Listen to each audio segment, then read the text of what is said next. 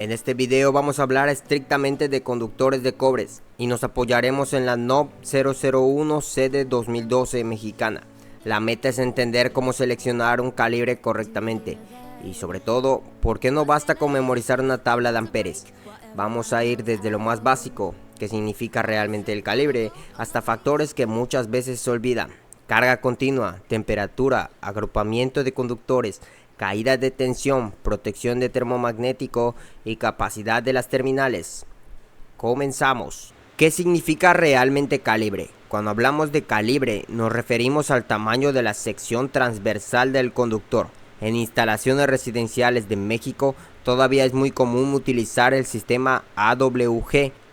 Aquí observamos brevemente la tabla de ampacidad de los cables AWG desde el calibre 14 hasta el calibre 4. Es importante que hay un principio que debe resultar contraintuitivo. En AWG, mientras menor sea el número, mayor es el conductor. Por ejemplo, uno de 10 AWG es más grueso que uno de 12 AWG. Ahora, es importante recalcar que después del cable calibre 4.0 hay un cambio en el tipo de selección de cables. Empieza a utilizarse el KC1000 debido a que se usa un proceso de treenfilado en geometría logarítmica que sirve para calcular el espesor de los cables, y después de cierta medida este tipo de cálculos fallan. Pasemos a la siguiente opción para calcular el espesor del diámetro. Empieza calculando la carga. Por ejemplo, si tienes una con 1500 watts y trabaja a una fase, estaría consumiendo 11.81 amperios, por lo que podrías utilizar un conductor que pueda soportar dicha carga.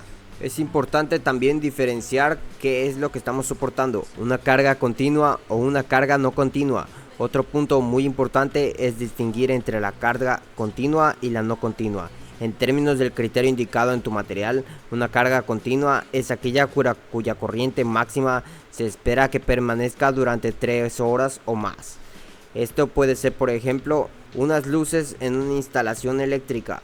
Por lo que en el diseño de cargas es importante tener una ampacidad mínima de conductor que supere el 100% de las cargas no continuas, y en caso de cargas continuas debe tratarse del 125% de la capacidad.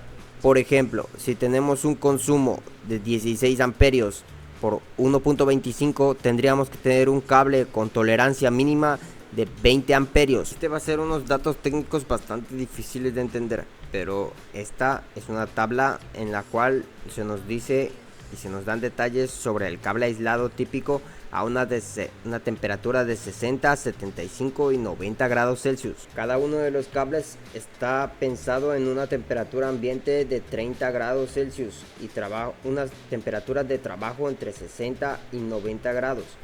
Pero muchas veces se toma diseños para la selección del conductor considerando su capacidad máxima de trabajo, que son 90 grados Celsius, y no es correcto. Se recomienda máximo 75 grados de temperatura de trabajo. Esto para el factor de corrección en caso de algún problema. Es importante recalcar que la tabla 310-15B16 de la NOM 001 CD 2012 tiene datos sobre el tipo de conductor y el tipo de material del cual está hecho. En la tabla igualmente observamos en la primera columna el área transversal de cada uno de los conductores, igualmente acompañado con los dos tipos de medición AWG o KC1000. Trabajamos para 60 grados Celsius en cobre, 75 grados Celsius en cobre, igualmente 90 grados Celsius, además del tipo de recubrimiento que posee el conductor.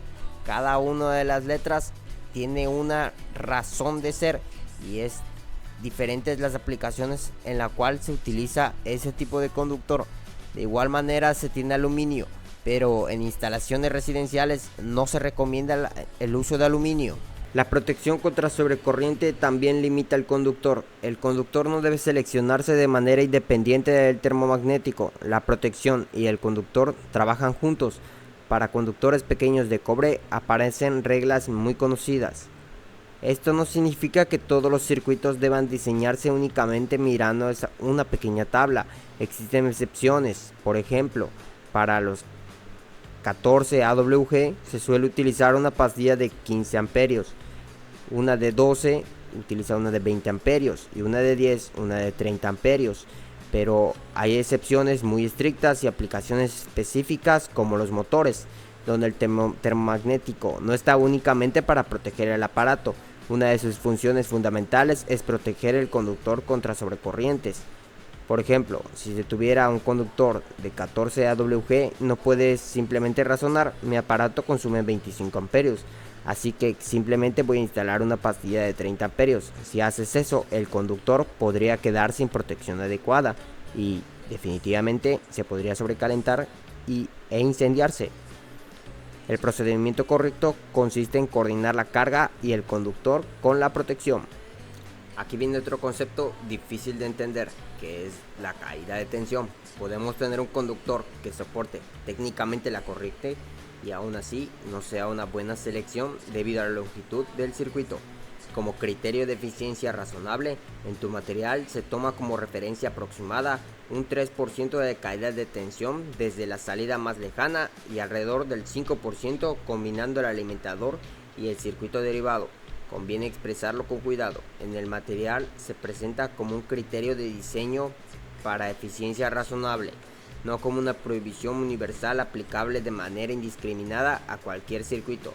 ¿Por qué existe la caída de tensión?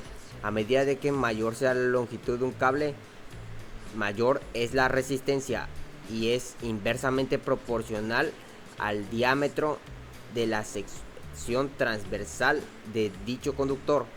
En otras palabras, mientras más grueso sea el cable, menor será la caída de voltaje, y dicha caída de voltaje repercute en la seguridad del equipo. Por lo tanto, se tiene que trabajar con una sección transversal razonable para dicho consumo, para protección de nuestros equipos. La siguiente es la temperatura del ambiente, la cual también importa. La tabla de ampacidades parten de determinadas condiciones de referencia y si el conductor trabaja a una temperatura distinta puede ser necesario aplicar un factor de corrección. Esto cobra especialmente importancia en azoteas, tuberías expuestas al sol, cuartos calientes, áreas cercanas a maquinaria, zonas industriales y exteriores. Una forma sencilla de explicarlo es esta. El mismo conductor no necesariamente puede transportar la misma corriente dentro de una casa climatizada que dentro de una tubería sometida al sol. Otro factor importante es la cantidad de conductores que portan dentro de una canalización, porque no es lo mismo tener una tubería con fase neutro y tierra que una canalización que concentre 8 fases, varios neutros y diferentes circuitos. Cuando aumentan los conductores portadores de corriente dentro de una canalización, se dificulta la disipación de calor. Otro error común es sobredimensionar exageradamente. Tampoco debemos caer en el extremo contrario. Instalar un conductor gigantesco para una carga pequeña no siempre significa una mejor instalación. Por ejemplo, utilizar 2 AWG cuando no es necesario puede aumentar el costo, dificultar el doblado del conductor, complicar su introducción en la tubería, ocupar más espacio en la canalización y generar problemas porque las terminales quizás ni siquiera admiten ese cable. En ingeniería se consiste en decir, entre más grueso el conductor, mejor va a ser la instalación, y eso es incorrecto porque se debe seleccionar un conductor suficientemente grande para cumplir los requisitos sin sobredimensionar exageradamente. Y finalmente, si tuviéramos que resumir todo este proceso en una sola secuencia, sería carga, corriente de diseño, ampacidad corregida, caída de tensión, protección y calibre definitivo. Este es el enfoque mucho más complejo que enseñar una simple tabla de amperes contra calibre. La tabla es una herramienta muy útil, pero la selección final depende de las condiciones reales de la instalación. Y este tema todavía da para varios videos específicos. Dejen en sus comentarios qué es lo que necesitan aprender, qué podríamos analizar. Agradecemos mucho sus comentarios, sus likes y su suscripción. Con ustedes, Ricardo. Fue un placer. Yo me despido.